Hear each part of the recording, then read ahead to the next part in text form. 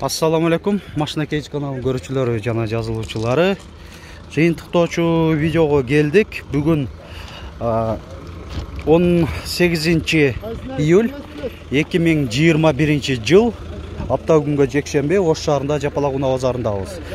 Аба ырайы утур өзгөрүлүп атат. Бир жаан жаап, кайтара токтоп, жаан жаап дегенде, бирок аябай мынандай жагымдуу температурада азыр бир 25-26 градус болуп жатат. Орто баадагы унааларды көрсөтүп кетебиз. Мо Hyundai Santa Fe'ден баштайлы.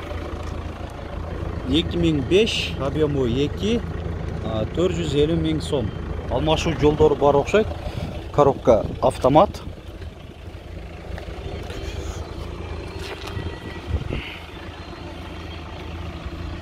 Volkswagen Touareg 2004, объему 2.5 дизель. 390 000 сом деп жазылып турат. Коробка механика.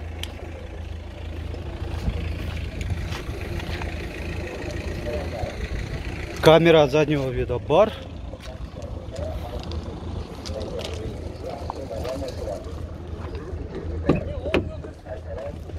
Салонун көрсөтөйлү. Штатный өзүнүн монитору, 2 зоналуу климат контролдо. Так, бул жагында ушул мультимедиаларын башкаруу джойстиктер окшойт. Коробка 6 ступка экен. Honda Odyssey 2 2000, объему 2.3, 330 000 сом. Эсим байланыш номери 222 38 18 48.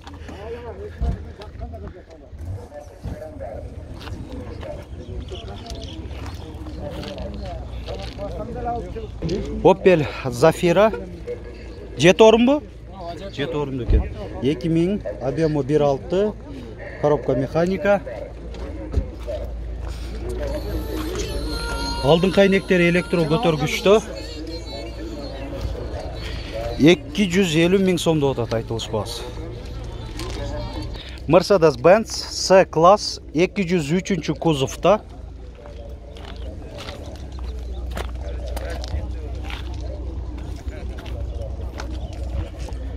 ...2003, коробка автомат, кыймылдаткычтын көлөмү 2.6.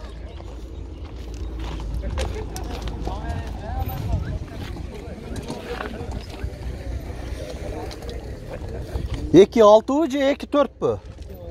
Eki 6 bü. Так, азыр ачып койсун, салонда көрсөтүп коелук.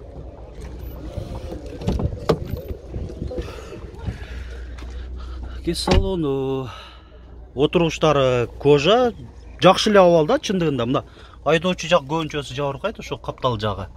Көрөтастар бүтүн эле турат. Климаты авто функциясы менен 2 зоналуу экен. 500 канча дедиңиз? 530 000 сом айтылышпас. Mercedes-Benz E-класс 211 кузов, универсал. Комплектация Авангард 2004, кыймылдаткычтын көлөмү 2.6, бензин, коробка автомат. $7000 басы. Так, пробеги 325 000 километр. Катырагын көрсөтүп коелу. Фаркоп бар экен. Дагы партроник датчиктери 4. Mercedes-Benz C-класс 202 кузов. 1999, объему 1.8, коробка механика. Алдыңкы айнектери электро көтөргүчтө, электро күзгүлдөр, система стабилизация, антизанос деп коебуз. Пробеги 517 445 километр көрсөтүп атат. Накты оригинал окшойт да? Түрүлгөн эмес.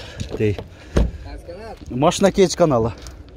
Басы 300 канча эле? 350 000 сом деп атат. BMW 5 серияда. 2003 коробка автомат, кыймылдаткычтын көлөмү 3 куб, $6800. Люк бар.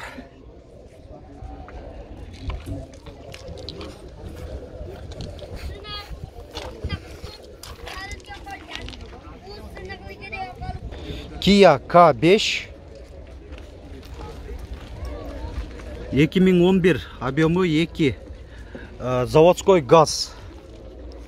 $7800, $7800 да отат. Айтылышпас.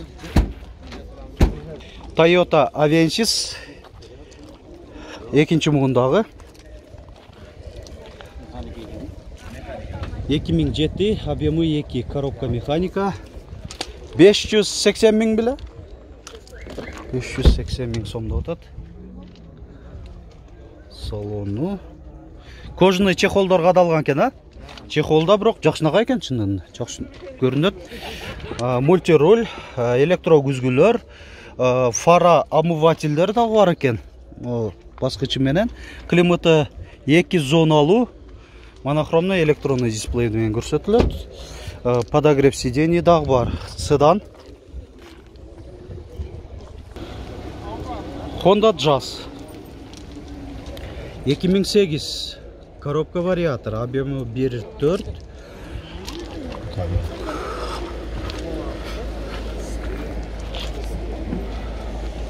Парктрониктер.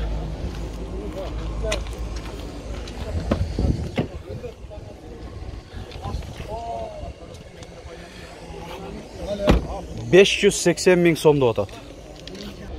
Chevrolet Lacetti. Туманниктер бар. Сигнализация бар окшойт, а? Жок, сигнализация жок. Жокпу? Алып койгон окшойсуңар анда. Мурда бар келди да. 2007, объемы 1.4, коробка механика. Мынаки толук кандуу маалыматты жазып койгон, баасында жазып коюптур. 250 миң сом. Алдыңкы айнектер электро көтөргүчтө, айдоочуда жана алдыңкы жүргүнчүдө коопсуздук жазыгы бар. Газ да бар беле? Мурда болгон экен. Азыр не, баллону барбы? Форсункалары? Жок, жок. Алып койгонбу? Бар, койсо болот. Мынандай орундар бар дейт, коюп койсо болот деп атат. Бул жагында парктроник датчиктер дагы. Chevrolet Lacetti 2006, объемы 1.6, коробка механика, 300 миң сом.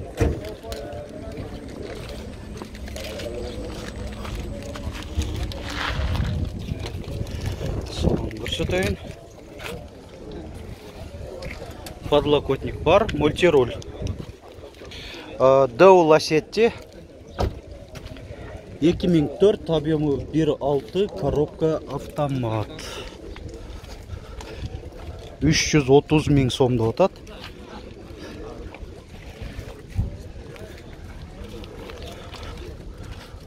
Хром ручкалар. Мультируль, подогрев сидений, климат авто функциясы менен бир зоналуу. Айдоочуда коопсуздук жазыгы бар. Hyundai Getz 2003, объемы 1.3, коробка механика.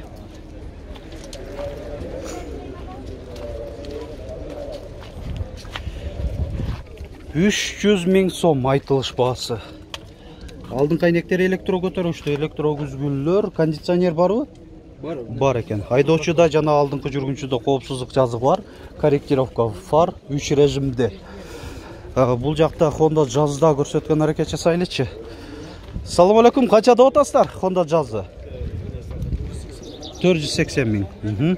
Коробка вариатор 2004 жылы чыгарылган, кыймылдаткычтын көлөмү 1.5. 480 миң сом.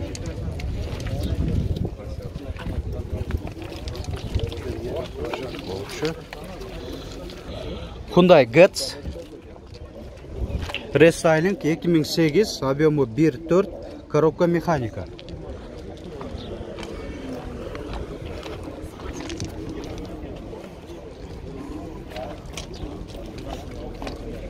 Так, комплектациясын көрүп алчы. 4 айнектен электро көтөрүштө блокировкасы менен электро күзгүлөр, подогрев сидений алдыңкы отургучтарда бар. Айдоочуда коопсуздук жазыгы бар. Пробеги 194.200 км. Кондиционер барбы? Бар экен. Комплектация жакшы. 330 миң беле? 330 миң сомдо атат. Тартабыз аларда. Бул жакта да бир Getz рестайлинг. Канча деп атасыңар?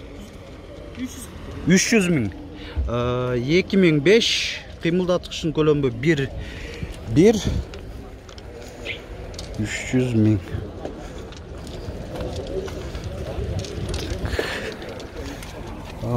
Кондиционер жок экен, айнектери жөнөкөй айланмада, айдоочуда коопсуздук жазыгы бар. Комплектациясы жөнөкөйрөөк экен. Жөнөкөй эле десек да болот. Да бир Getz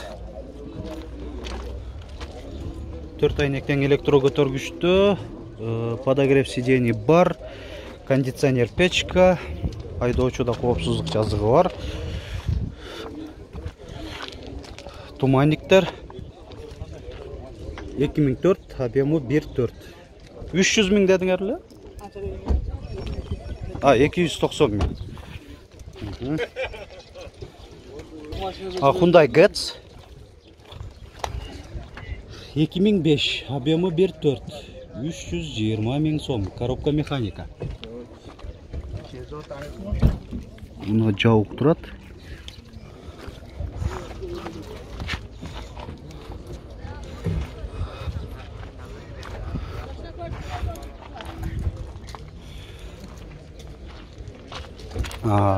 Урматтуу көрүүчүлөр, ушун менен жалпы бүгүнкү чыгарылышыбызды жыйынтыктайбыз видеолорубуздун.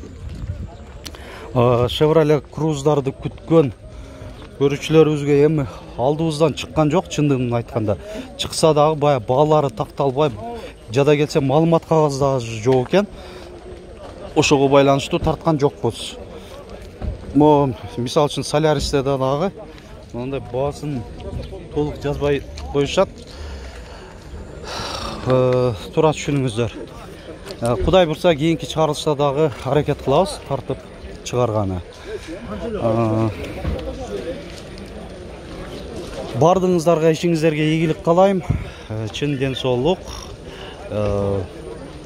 Ар бир бүгүнкү тартылган видеолорубузду көрүп, класс басып, өз калоо, сунуш, пикириңиздерди комментарийде жазып калтырыңыздар.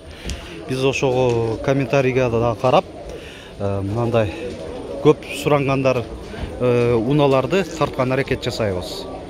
Эмдеги чыгарылыштарга чейин көрүшкөнгө чейин сак саламатта болуңуздар.